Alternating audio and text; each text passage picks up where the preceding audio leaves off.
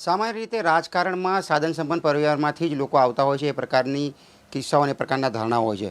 પરંતુ અત્યારે સ્થાનિક સ્વરાજ્યની ચૂંટણીઓ જે આવી રહી છે અને એમાં ઉમેદવારની પસંદગી થઈ રહી છે, એમાં રસપ્રદ વિગતો પણ આવી રહી છે. અત્યારે હાલ આપણે કલોલ નગરપાલિકાના વોર્ડ નંબર 5માં છીએ અને અહીંયા વોર્ડ નંબર 5માં એક ઉમેદવાર છે ઉષાબેન ચૌહાણ અને એમના પતિ છે જગદીશભાઈ ચૌહાણ. આપણે બંને એમની સાથે છે.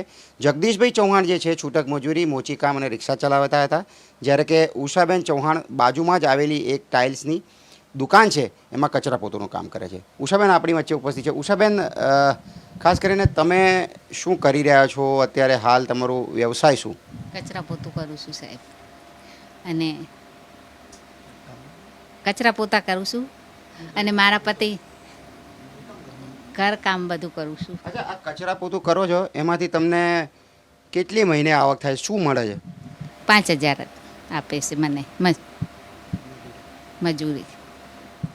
હવે એક કચરા પોતું કરનાર વ્યક્તિ જે છે, હવે એ નગરસેવક બનશે કલોલના, ફોર્મ ભરવાના છો તમે. કેવી લાગણી અને શું કહેવા માગો છો? ખુશીથી અમે ભરશું અને જીતીને લાવશું 4 સીટું.